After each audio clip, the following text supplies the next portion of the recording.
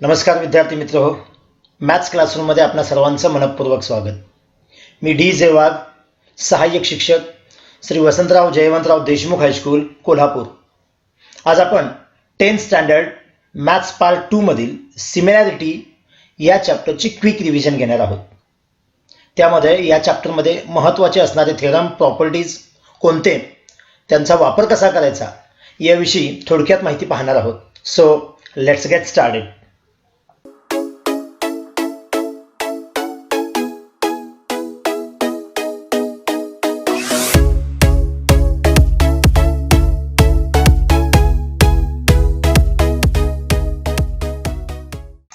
या चॅप्टरमध्ये सर्वात पहिली जी प्रॉपर्टी आपण शिकलो ती म्हणजे ratio of areas of two triangles. He property नेमकी काय सांगते पहा. जेव्हा कोणत्याही दोन प्रकारचे त्रिकोण असतात त्यावेळी जो त्यांच्या एरियाचा रेशो असतो, हा एरियाचा रेशो त्यांच्या बेस इंटू हाईट यांच्या प्रोडक्टच्या प्रपोर्शनमध्ये असतो. म्हणजे समजा हे जे दोन ट्रायंगल आहेत, in triangle ABC and in triangle PQR, if BC is the base and AD is the height, also if QR is the base and PS is the height, then we say that the ratio of the areas of these two triangles are in proportion with the product of base and its corresponding height.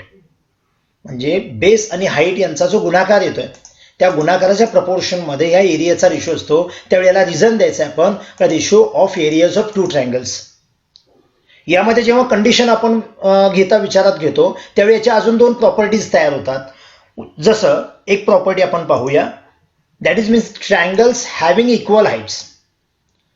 मगाशी जे दोन triangles होते त्यामध्ये base height यांच्याविषयी कोणतीही condition नव्हती. इथं समजा अशी कंडिशन असेल की ते ट्रायंगल्स इक्वल हाईटचे असतील. आपण इथं फिगर पाहतोय, हे जे ट्रायंगल दिसतात in triangle ABC and in triangle PQR, the height AD as well as the height PS is equal. Both heights of these triangles are equal. Then we say that if height is equal, then the ratio of their areas of that triangles are in proportion with the base. म्हणजे ज्यावेळी height same असते तेव्हा ट्रायंगलच्या एरियाचा ratio हा फक्त बेसच्या प्रपोर्शनमध्ये असतो, because triangles having equal heights. म्हणजे हाईट इक्वल असल्यामुळे बेसच्या प्रपोर्शनमध्ये आलं अशी ही प्रॉपर्टी सांगते. याचा वापर कोणकोणत्या फिगरमध्ये होऊ शकतो.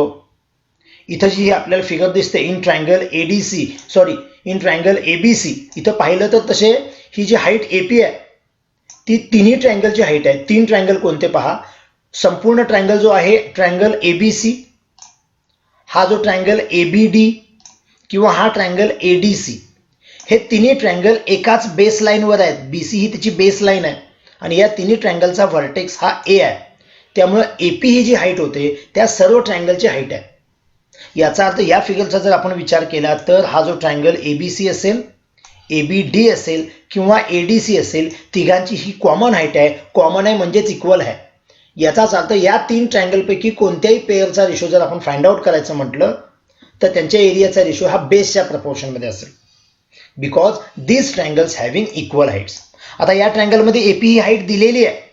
तीच खाली जर आपण फिगर पाहिली in triangle ABC, AD is not height. इथं हाईट दिलेली नाही आहे, परंतु याची जी हाईट आहे ती ह्यामध्ये असणाऱ्या सर्व ट्रायंगलची हाईट असेल. म्हणजे इथं सुद्धा आपण तीन त्रिकोण पाहतोय, हा डावीकडला, हा उजवीकडला आणि हा संपूर्ण. That is means in triangle ABC, in triangle ABD and in triangle ADC the height is equal. So the ratio of the areas of any two triangles out of these are in proportion with the corresponding bases. म्हणजे कसं होईल पहा. समजा या डावीकडल्या ट्रायंगलचा आणि उजवीकडल्या ट्रायंगलच्या एरियाचा जर ratio विचारला तर डावीकडल्याचा बेस आपण BD आणि उजवीकडल्याचा बेस जो आहे तो DC यांच्या प्रपोर्शनमध्ये लिहिणार आहोत, because triangles having equal heights. म्हणजे काय केलं पहा, मगाची पहिली प्रॉपर्टी काय होते की एरियाचा रेशो हा बेस इंटू हाईट यांच्या प्रपोर्शनमध्ये असतो. त्यामध्ये फर्स्ट कंडिशन अशी आली, आता जर हाईट इक्वल असेल तर तो बेसच्या प्रपोर्शनमध्ये जातो.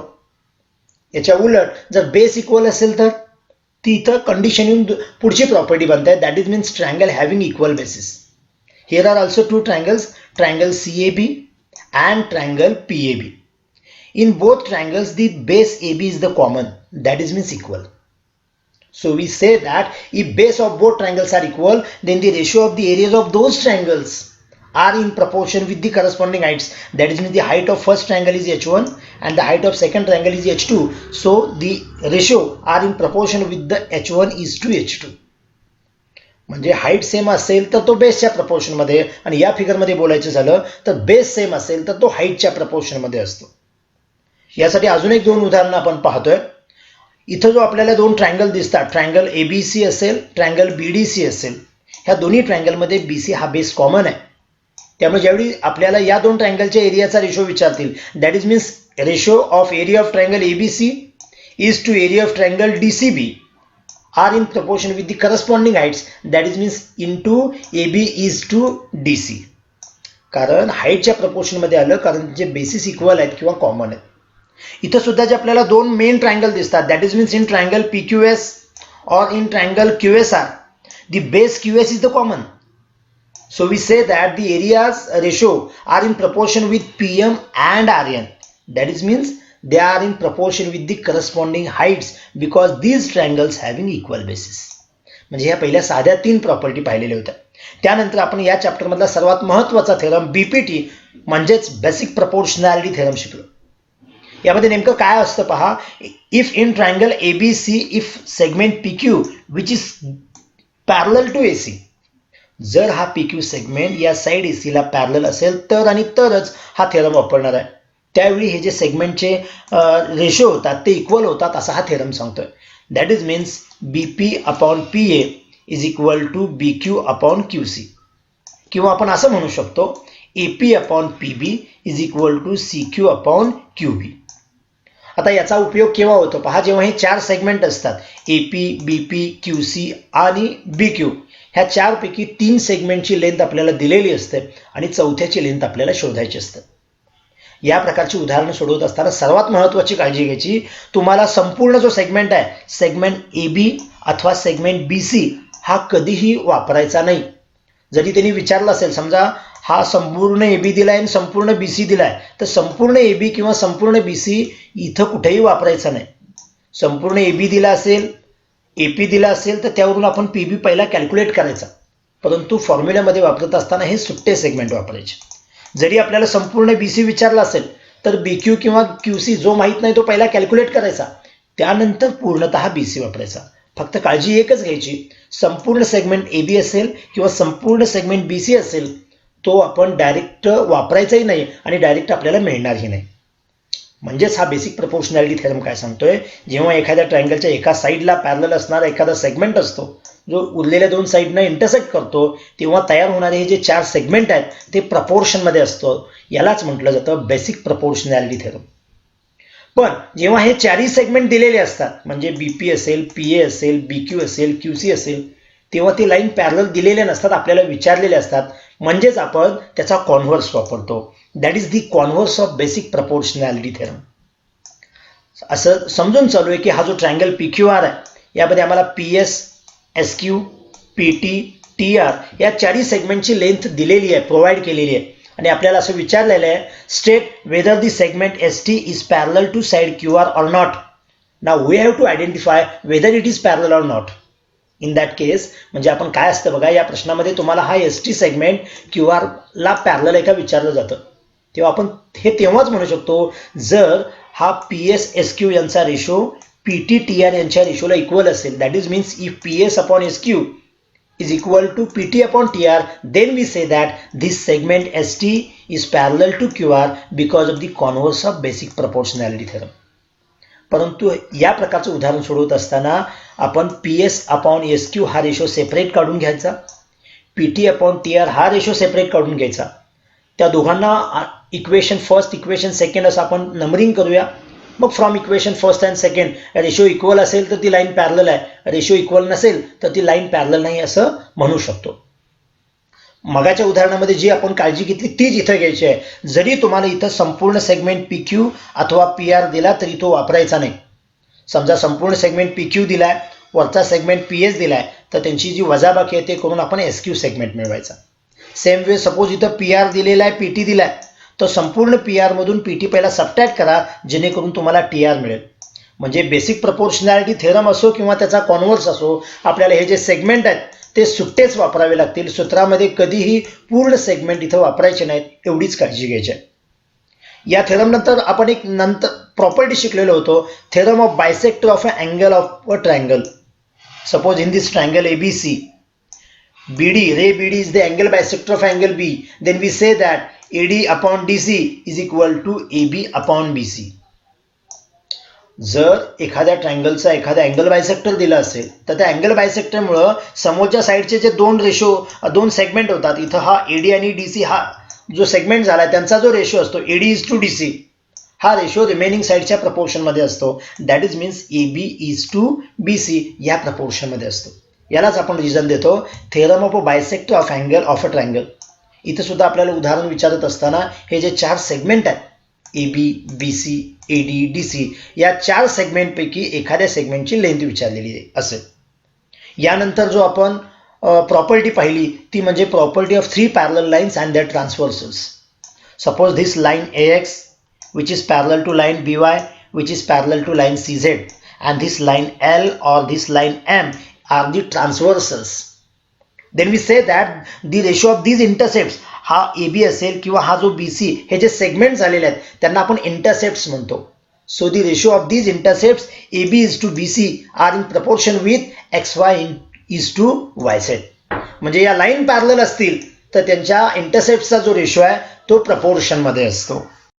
या फिगरमध्ये सुद्धा ज्यावेळी हे AB, BC, XY आणि YZ हे 4 सेगमेंट असतील ते त्यापैकी 3 सेगमेंटची लेंथ आपल्याला प्रोव्हाइड केलेली असेल आणि एका सेगमेंटची लेंथ आपल्याला विचारलेली जाऊ शकतं.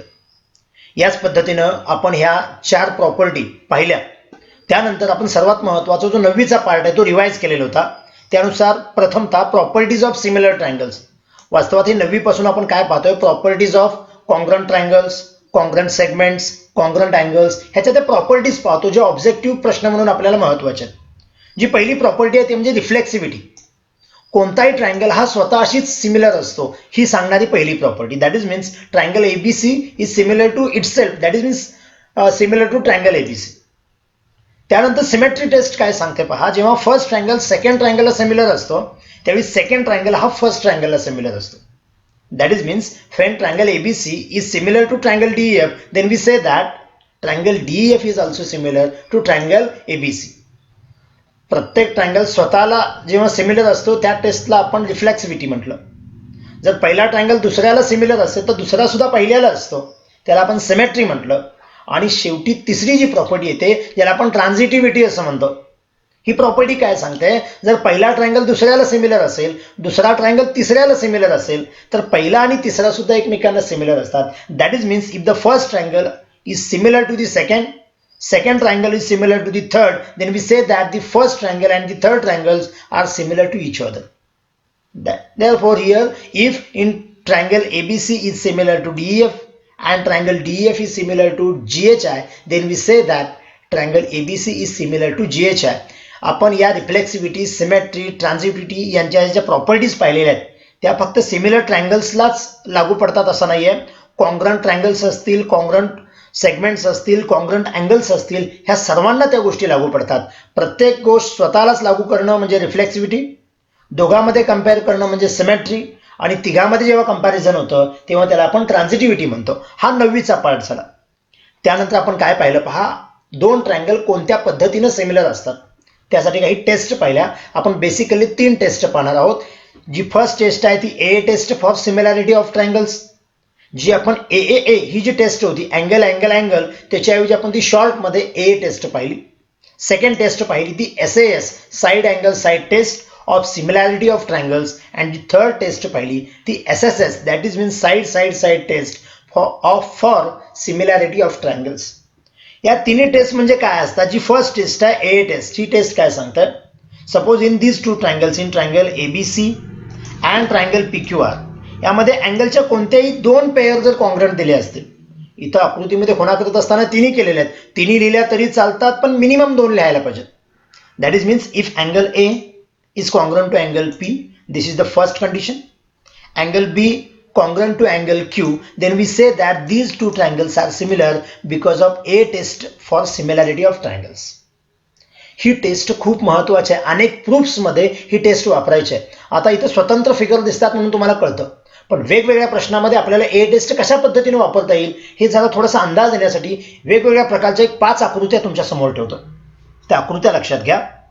Suppose in the first figure, in triangle ABC there is also small triangle which is triangle CDE. यामध्ये आपल्याला एकूण दोन ट्रायंगल दिसतात. जो टोटल ट्रायंगल दिसतो तो ABC दिसतो, स्मॉल ट्रायंगल जो दिसतो तो CDE दिसतो. यामध्ये ऑलरेडी एक अँगल 75 डिग्रीचा दिलेला आहे. याचा अर्थ कॉन्ग्रंट पेअर जी झाली ती एक आम्हाला ऑलरेडी दिलेली आहे. अशा वेळी आपण दुसरी जी पेअर आहे ती लक्षात घ्यायची आहे की टोटल ट्रायंगल असेल किंवा स्मॉल ट्रायंगल असेल, या दोघांमध्ये हा जो अँगल C आहे हा अँगल कॉमन अँगल येतो.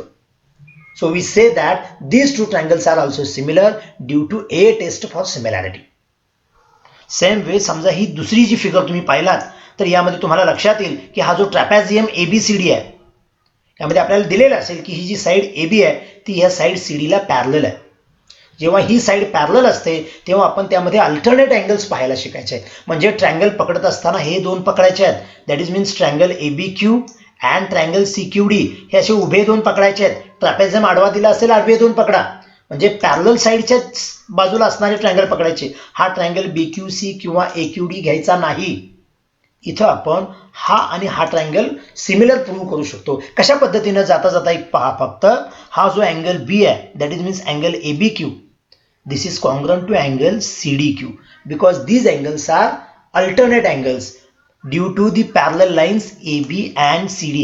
ह्या AB आणि CD पॅरलल लाईन्स झाल्या. ही BD जर त्याची ट्रान्सव्हर्सल आपण विचारात घेतली तर Z लेटर जे तयार होतं, रेग्युलर Z किंवा रिव्हर्स Z, त्यामधले जे अँगल असतात ते अल्टरनेट अँगल झाले. सेम वे आपण असं सुद्धा म्हणू शकतो हा जो अँगल BAQ आहे तो अँगल QCD ला कॉन्ग्रंट असेल. Same reason alternate angles. Otherwise तुम्ही इथले व्हर्टिकली अपोजिट अँगल सुद्धा घेऊ शकता. आपल्याला ह्या तीन पेअरपैकी कोणत्याही दोन पेअर कॉन्ग्रंट दाखवून हे ट्रायंगल सिमिलर दाखवता येतात because of A test for similarity. म्हणजे अशा पद्धतीच्या आकृतीमध्ये सुद्धा आपण A टेस्ट वापरू शकतो. जर हा मिडल फिगर असेल, इथं सुद्धा आपल्याला दोन ट्रायंगल दिसतात, ट्रायंगल AXY हा छोटा आणि ट्रायंगल ABC. यामध्ये आपल्याला एक माहिती सप्लाय केलेली असते, ते म्हणजे हा XY सेगमेंट BC ला पॅरलल असतो. जसं आपण इथं हे लाईन पॅरलल असल्यामुळे हे अल्टरनेट अँगल इक्वल म्हटलं, तसं इथं सुद्धा ह्या लाईन पॅरलल असल्यामुळं इथं सुद्धा आम्हाला करस्पॉन्डिंग अँगल दिसतात. कोणते अँगल दिसतात? हा जो अँगल AXY आहे तो अँगल ABC ला कॉन्ग्रंट होतो because of the corresponding angles. Same way angle हा Y आहे तो अँगल C ला कॉन्ग्रंट होतो, इथं सुद्धा कारण करस्पॉन्डिंग अँगल्स आहेत. शिवाय या दोन ट्रायंगलचा विचार केला तर हा अँगल A हा कॉमन अँगल येतो. That is means we say that in triangle AXY and in triangle ABC those triangles are similar due to A test. कुठल्याही दोन पेअर्स आपण इथं कॉन्ग्रंट दाखवायच्या आणि हे ट्रायंगल आपण सिमिलर प्रूव्ह करू शकतो. अशा पद्धतीची आकृती असेल थोडीशी काळजी घ्यावी लागते. इथं भरपूर ट्रायंगल दिसतात, आपण निवडायचे कोणते, या फिगरमध्ये किंवा या फिगरमध्ये. तेव्हा एकच काम करायचं, ज्या व्हर्टेक्स मधून परपेंडिक्युलर किंवा ती अल्टिट्यूड आलेली नाहीये तो व्हर्टेक्स पकडायचा. उदाहरणार्थ या फिगरमध्ये जर ऑब्झर्व केला तर B पॉईंटमधून BP ही हाईट गेलेली आहे, C पॉईंटमधून CQ हाईट गेलेली आहे, म्हणजे शिल्लक राहिला आहे A पॉईंट खूप महत्वाचा. या फिगरचा विचार केला तर BQ ही हाईट आहे, AP ही हाईट आहे, म्हणजे शिल्लक राहिला C. हा शिल्लक राहिलेला पार्ट का सांगतोय तुम्हाला, जेव्हा हा शिल्लक राहिलेला A अँगल ह्या फिगरमध्ये असेल किंवा C अँगल या फिगरमध्ये असेल तेव्हा हे अँगल ज्या ट्रायंगलमध्ये येतात असे ट्रायंगल पकडायचे जे आम्ही सहज सिमिलर प्रूव्ह करू शकतो. वरच्या फिगरमध्ये जर आपण पाहिलं तर काय होईल पहा. हा A इन्क्लूड असणारा ट्रायंगल मी सांगतोय, APB म्हणजे कॉमन अँगल कडून राईट अँगल कडे गेलोय, ट्रायंगल APB. आणि इकडे बघायचं झालं तर ट्रायंगल AQC. यामध्ये एक अँगल दोघांमध्ये पण कॉमन आला आणि एक दोघांमध्ये पण 90 आला, म्हणजे दोन पेअर झाल्या, म्हणजेच हे ट्रायंगल सिमिलर आहेत A टेस्टनुसार. तसं या ट्रायंगलमध्ये नाव सांगत असताना आपण नेहमी 1 to 1 करस्पॉन्डन्स सांगणं महत्वाचं आहे. फक्त ट्रायंगल प्रूव्ह करत असताना एक वेळ 1 to 1 करस्पॉन्डन्स नसेल तर चालतो, पण जर पुढे एक्झाम्पल आपल्याला सॉल्व्ह करायचं असेल, एखाद्या सेगमेंटची लेंथ फाइंड आउट करायची असेल आणि आपला 1 to 1 करस्पॉन्डन्स जर चुकीचा असेल तर आपले तो रेशो बदलतो. त्यामुळे आपण नेहमी सवय ठेवायची की आपण ट्रायंगलचं नेमिंग ज्यावेळी करतोय त्यावेळी त्या 1 to 1 करस्पॉन्डन्सनुसार असायला हवं. समजा आता या खालच्या ट्रायंगलमध्ये बोलायचं झालं तर मी सुरुवात करत असताना कॉमन पॉईंट कडून जातो, सेकंड टाइमला राईट अँगल घेतो आणि थर्ड टाइम रिमेनिंग पार्ट घेतो. म्हणजे मी ट्रायंगलचं नाव घेत असताना कसं घेतो पहा, ट्रायंगल CPA म्हणजे common point, right angle, remaining part. मग दुसरं घेत असताना मी असं घेणार ट्रायंगल CQB. या पद्धतीने या दोन ट्रायंगलमध्ये सुद्धा एक अँगल कॉमन आहे आणि एक पेअर ही इच 90 डिग्री दिलेली आहे. That is means these triangles are also similar due to A taste.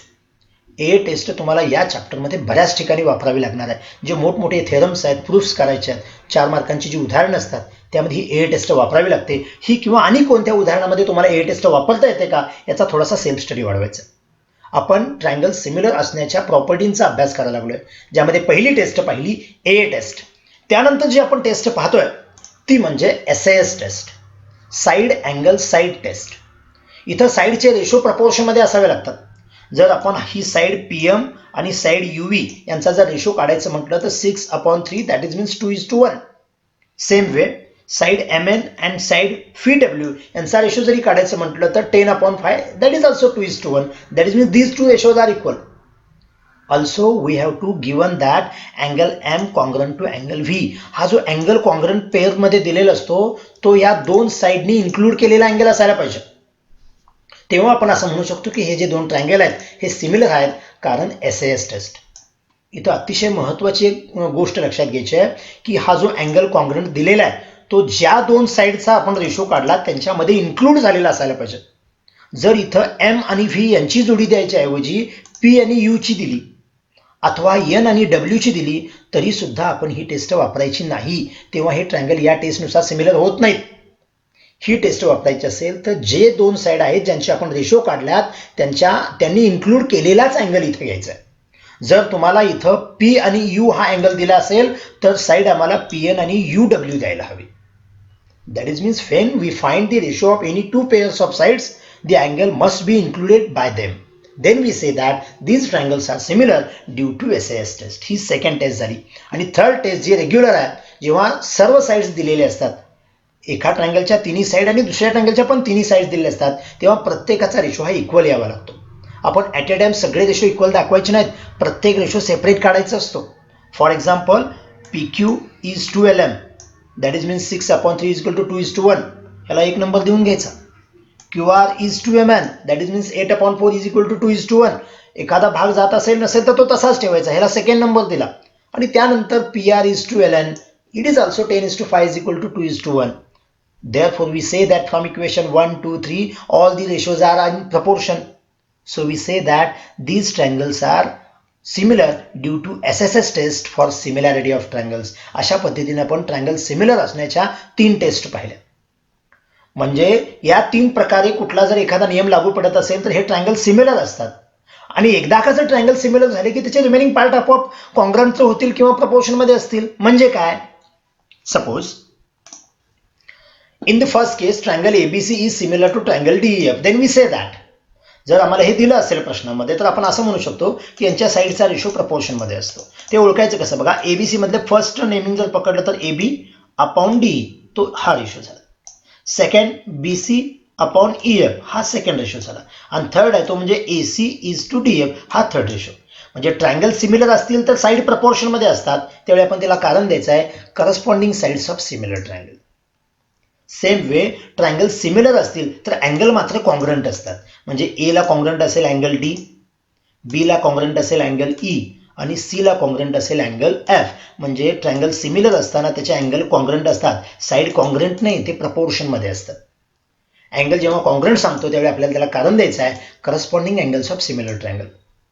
बघा इथे एक थोडीशी गोष्ट लक्षात घ्या, ट्रायंगल सिमिलर असताना साईडचा रेशो प्रपोर्शन मध्ये असतो, फक्त प्रपोर्शन मध्ये.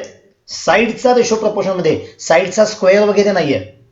जी पहिली प्रॉपर्टी बघितली आणि ही प्रॉपर्टी पहिली म्हणजे चॅप्टर मध्ये पहिली एरियाचा रेशो हा बेस इंटू हाईटच्या प्रपोर्शन मध्ये असतो, त्यावर आधारित आणि यावर आधारित एक रिमिक्स करून नेक्स्ट प्रॉपर्टी बनते जी या चॅप्टर मध्ये लास्ट प्रॉपर्टी आहे, theorem of areas of similar triangle. हा थेरम काय सांगतोय, जेव्हा दोन ट्रायंगल सिमिलर असतात तेव्हा त्यांच्या एरियाचा जो रेशो आहे तो त्यांच्या साईडच्या स्क्वेअरच्या प्रपोर्शन मध्ये असतो.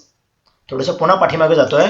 ट्रायंगल सिमिलर इथेही दिलेले आहेत, फक्त साईड रेग्युलर साईड विषयी काय विचारलं असेल तर इथं स्क्वेअर टाकायची गरज नाही, त्यावेळी आम्ही त्याला कारण देणार corresponding sides of similar triangle.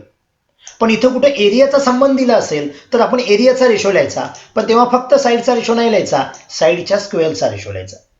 That is means when two triangles are similar, then we say that the ratio of areas of those triangles are in proportion with the square of the corresponding sides. मग यामध्ये कोणती एक pair घ्यायची, म्हणजे याच्यासोबत एकतर हा ratio घ्या, अदरवाइज हा घ्या किंवा हा घ्या. हे चारही रेशो ॲट अ टाइम आपल्याला घ्यायची आवश्यकता नसते.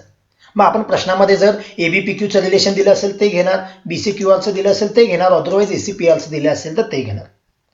या चॅप्टरमधील महत्त्वाचे थेरम, प्रॉपर्टीज कोणत्या आणि त्या कशा पद्धतीने वापरायच्या याचा आपण आढावा घेतला.